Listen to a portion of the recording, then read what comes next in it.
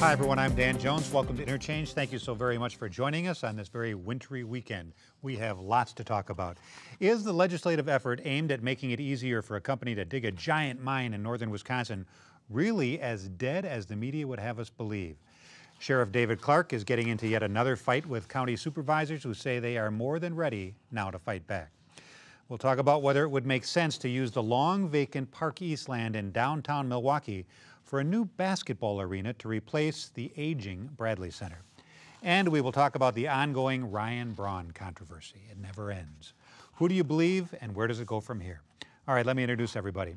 We have newspaper columnist Joel McNally. You know Kevin Fischer, longtime broadcaster, political analyst, and oftentimes a fill-in host over on WISN Talk Radio. Denise Callaway, community affairs and public relations professional.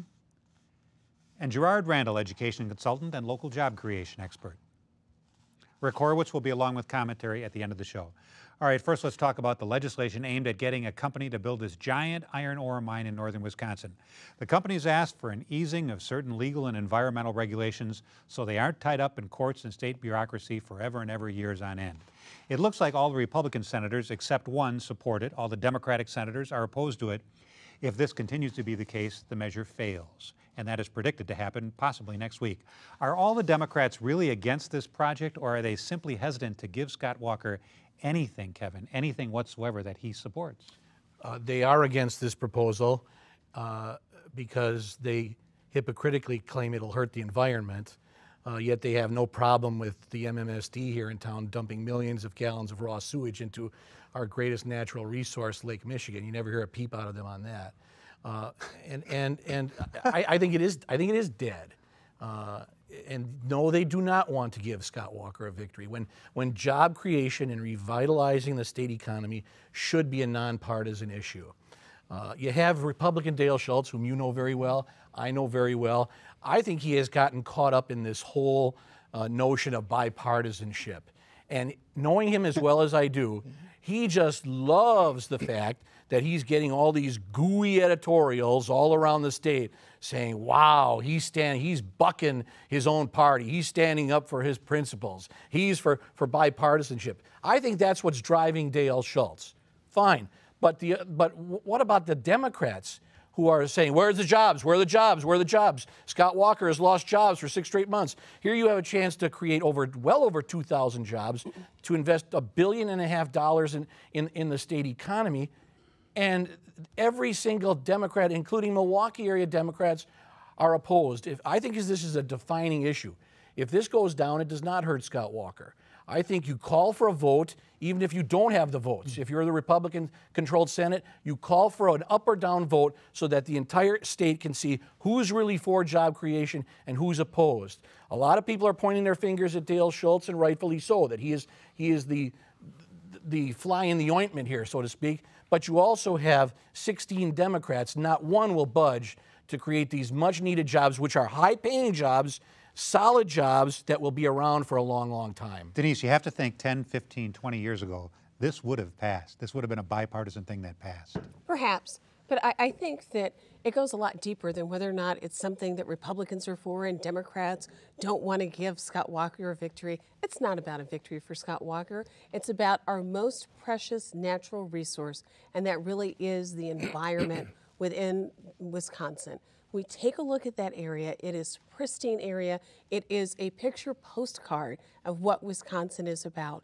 It's also a very tangible sign of how we treasure our natural resources and we treat finding ways in which we might disturb them or gain resources that are under the earth with great respect. Dale Schultz isn't considering or worried about whether or not editorials say, you know, he's bipartisan, You don't know Dale Schultz. Kumbaya. Well, but I do know, though, that he is a man of principle. And in this case, his principle is that he feels that the mining bill has 2 major flaws. One, that it loosens environmental regulations too much. And secondly, that citizens don't have the ability under this current bill to be able to file an appeal if a permit is granted.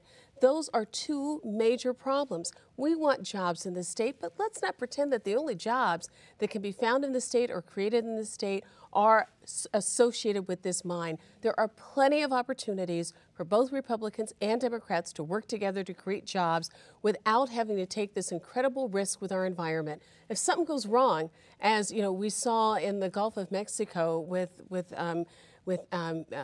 BP, something goes wrong, you can't fix it. You can't put it back the way that it used to be.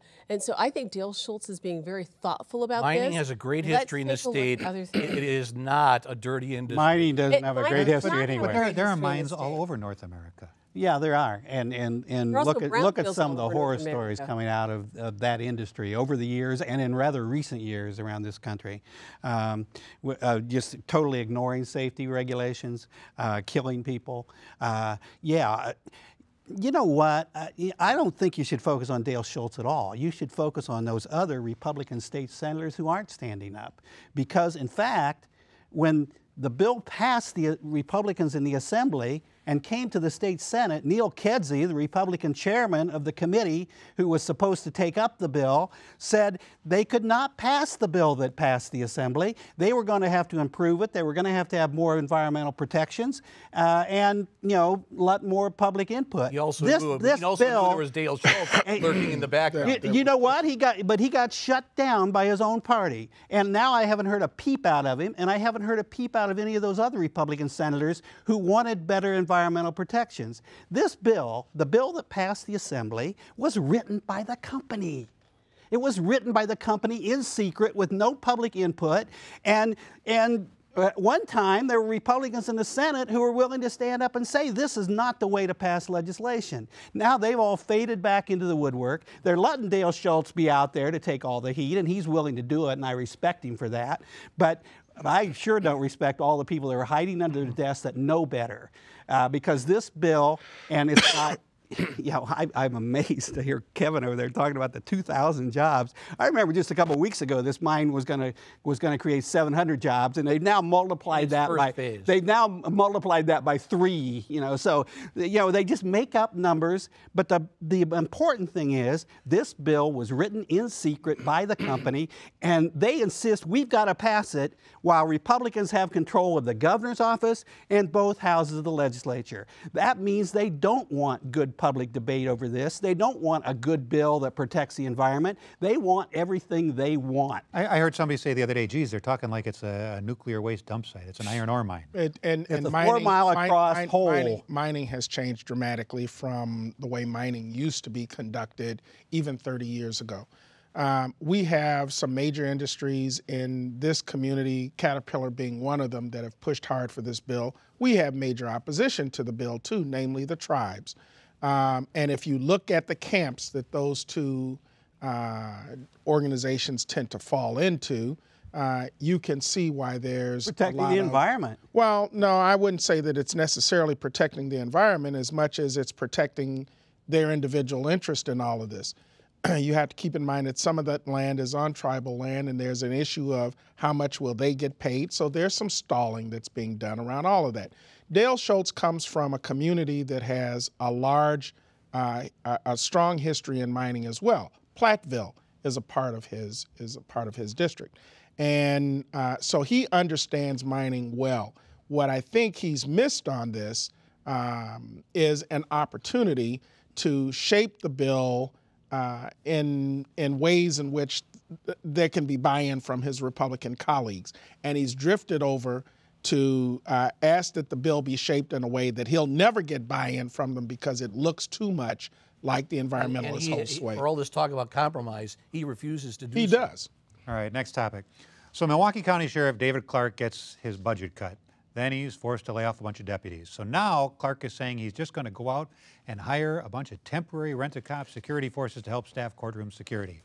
So here we have another big fight shaping up between Clarke and the Milwaukee County supervisors, and there'll be another one next week probably. Yeah, well, and it'll get in the newspaper and the Journal-Sentinel, which tends to be his full-time propaganda machine. They let him write an editorial today on the state's prison system, you know, as if he were an expert on that. That First Amendment's a horrible No, but I mean, every day he's in the paper. Every day. I mean, there are actually people who know things about criminal justice who you know, could make some intelligent comments.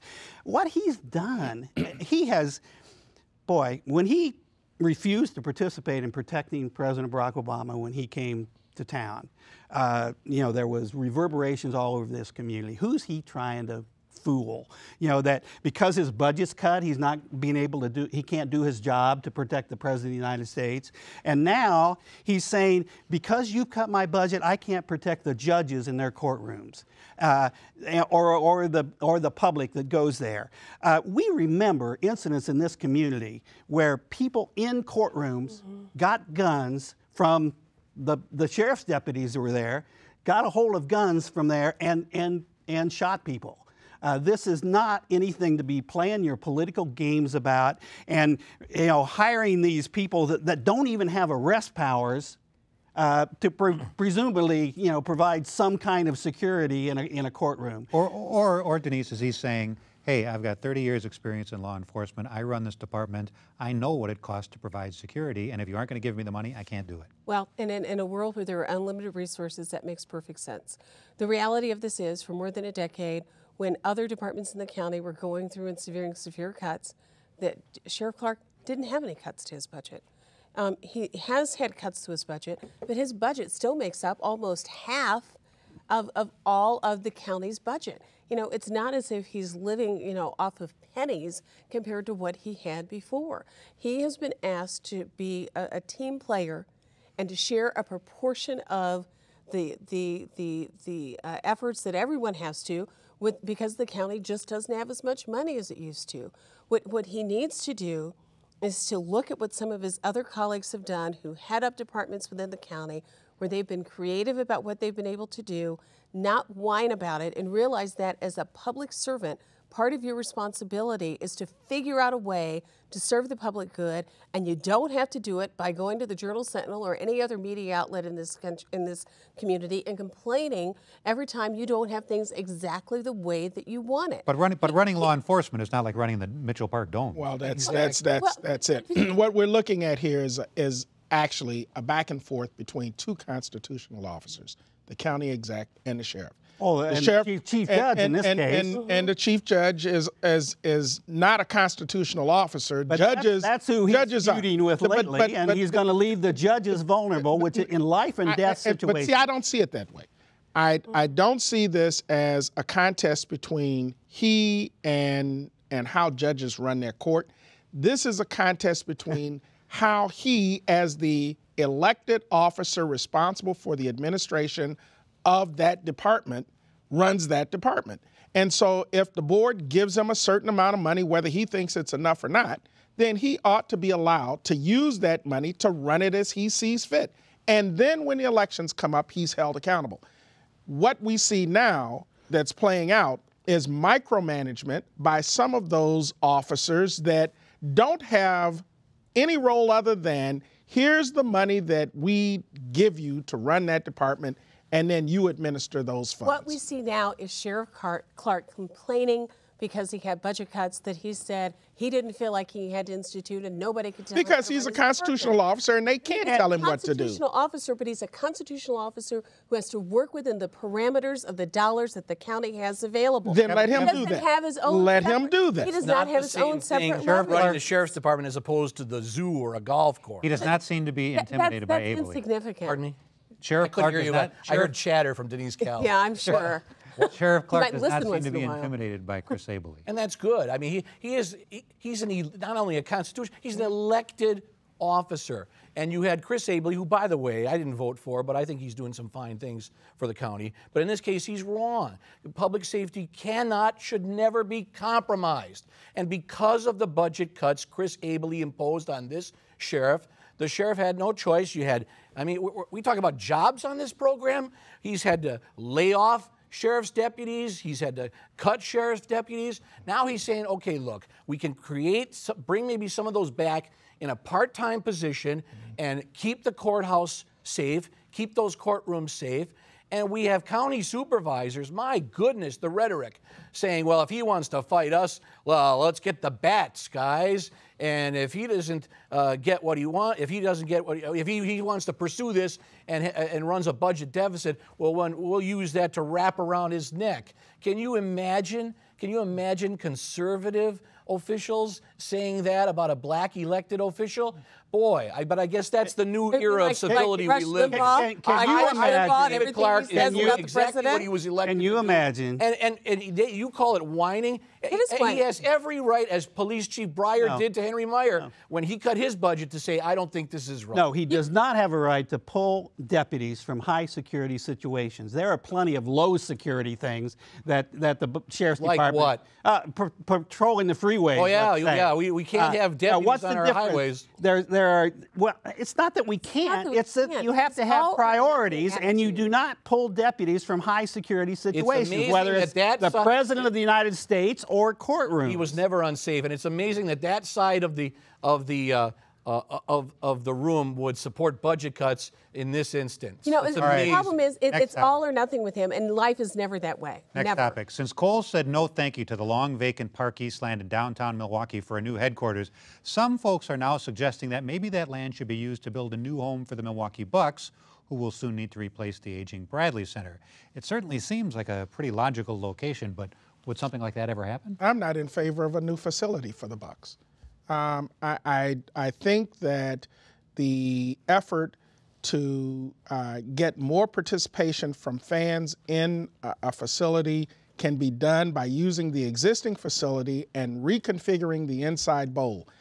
You cannot come back to this community and ask them to prioritize highly something that really does belong on a wish list of things and down somewhere towards the bottom. Sell, even though there are some antiquated factors about the Bradley Center. I think that would be a very tough sell to the public to say that we need to spend millions and millions of dollars for a new facility that was built, what, in the mid to late 80s? But almost everybody in basketball says it is an aging facility. Well, what's an aging facility? Madison Square Garden is an aging facility, and nobody's talking about tearing it down and replacing it. It's historic. I agree with Gerard, absolutely. We don't need a new Bradley Center. We do need to make more money out of the existing Bradley Center.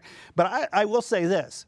I'm not in any hurry to get rid of all that vacant land. I do think or to give it away. I think it is a terrific opportunity for something as big as a basketball arena, but not a basketball arena. I know there's been discussions in the past about one of the colleges instituting football. There have been other. I think it's terrific that close to downtown and the restaurant and bar area of downtown, there is land available for some big project. I don't want to just let's quick sell it all off. But it seems like nobody's at the bottom of the market. This isn't a great time. Nobody's been interested in it for a long time because there really hasn't been, quite frankly, an effort by the county to really do much with it and the city to do much with it. I think Chris Abele's call and now putting together a task force, a group that's going to take a look at exploring the opportunities that are out there is a good thing and a smart thing to do. We don't have to be in any hurry to get rid of that land. We need to explore every single possibility about what needs to be done to reconfigure the Bradley Center, to make it more profitable, to make it an up-to-date, modern facility. But to put another sports venue there, I just think would be a bad mistake for us to do. It's kind of an easy thing to think about. Let's put a new arena for the Bucks there, but we don't know that that's the best use of that. I don't think, quite frankly, as a community, that we've had a good job of figuring out what can be in that Park East land. It's incredibly valuable land. I don't think we should turn our backs on major retail. Major businesses. But it hasn't happened. Major restaurants. But what's the hurry? This is not a real good time economically for anything to be going up. Why not wait until the market goes up and there are better opportunities and better choices? How about what's really booming in the Park East area, and that's housing? I was at a groundbreaking a couple of weeks ago where Milwaukee developer extraordinaire extraordinaire, Barry Mandel, put the shovels in the ground for his North End development, which is going to be retail, but also luxury apartments. But 20% of those luxury apartments are going to have to be rented out to low-income individuals. And you had, let's talk politics now, the governor, the county executive, the local alderman, a representative of the mayor, and the Milwaukee Business Journal noted that everybody sang out of the same hymnal, and it was wonderful that you had all of these government entities. For a change. And so this area north of the downtown can be utilized and utilized properly. I think there can be a common mission, a common goal, a common approach, but we don't have to do it tomorrow, and it won't happen tomorrow. We haven't said anything about the possibility that Northwestern Mutual might consider that land for expansion, or any of the banks that are coming in that they might consider building a headquarters, PNC, for example. There are all kinds of possibilities for the use of that land that I think are on the table for discussion. They've certainly had non-public discussions about it, but to just say that the Bradley Center should now reap the benefits of that vacancy. Bradley Center to essentially give away a very valuable parcel of land, to give it away for nothing, just to entice. I'm not sure that's the best. And for as much as we may love the bus. What do you do with the Bradley Center then? It becomes well, another. That's the other issue, because then they're saying, why do you need the U.S. Cellular Arena? Moving them on and on, and I mean, it doesn't make you've any got sense. facilities now that, frankly, were meant to fill that need. We still know that we're deficient in terms of space for convention facilities. All those things should be a part of the discussion, but I don't think we should immediately settle on something because Kohl's has other plans. Okay, we do know for sure that none of these four people will be hired by the Bucks to be a consultant on where to locate a new arena, so we'll move on to Ryan Braun. Maybe. Ryan Braun. I mean, I love the Bucks. He was so believable. He was so believable last week. Everybody said that was the greatest press conference I ever saw. And then, What? And then the following week, we learned more about the guy who did the testing, who Braun was questioning, and people say, "Wow, he seems pretty believable too." So where does this leave us? Somebody is lying, right? I don't think. No, I don't think that. They're not being completely honest. I think Ryan Braun's press conference, he said all the right things, that he had never tested positive for in 25 tests. All right, that the testosterone levels were sky high, unthinkable. That his weight has never fluctuated. His height has never fluctuated. His speed has never fluctuated. His head. It was a PR masterpiece until he threw the collector under the bus. Now here is a ball player who doesn't want his reputation besmirched, but then he more or less questioned the credibility, the career, the character of the collector, and what it did is it put more legs on this story. We only have 30 seconds. You weren't here last week. I'd like to hear your opinion. Well, I don't think we should even know about this. Ryan Braun, went through the procedure and challenged the test and had another test taken that, was perfectly clean almost immediately.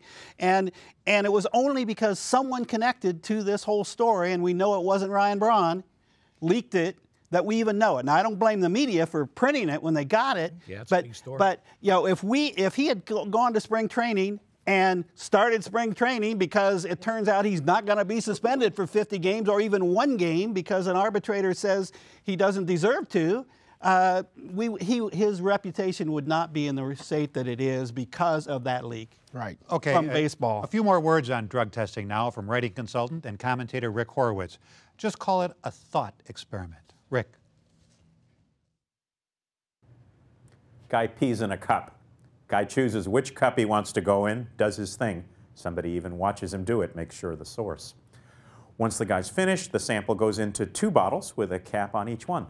The caps get sealed, tamper-proof seals, and the guy who produced the sample, let's say his name is Albert Smith.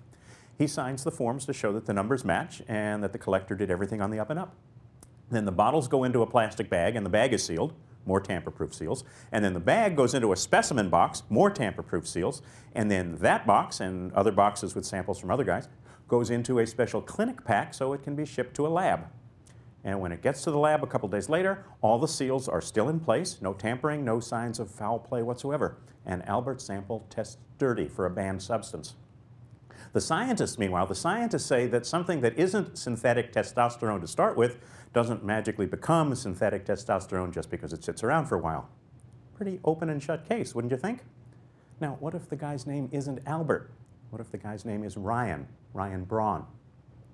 Brewer Nation is squirming this week. I've got to tell you, I watched Ryan Braun's statement at his press conference last week, and it's the best defense I've ever heard from an athlete or even a politician. You know who else has a really good defense? The guy who collected and sealed and stored and shipped those samples. That guy, by all accounts, has a great reputation in his field too, just like Ryan Braun does in his. And that guy insists he followed proper procedures every step of the way. So who do you believe? Oh, I know who you want to believe, but if you wouldn't have believed him when his name was Smith, are the facts any different when his name is Braun? Say it ain't so, Joe. What if you're lying, Ryan? Well, thanks, Rick, and thank you so very much for watching. Stay warm. Enjoy the rest of your weekend.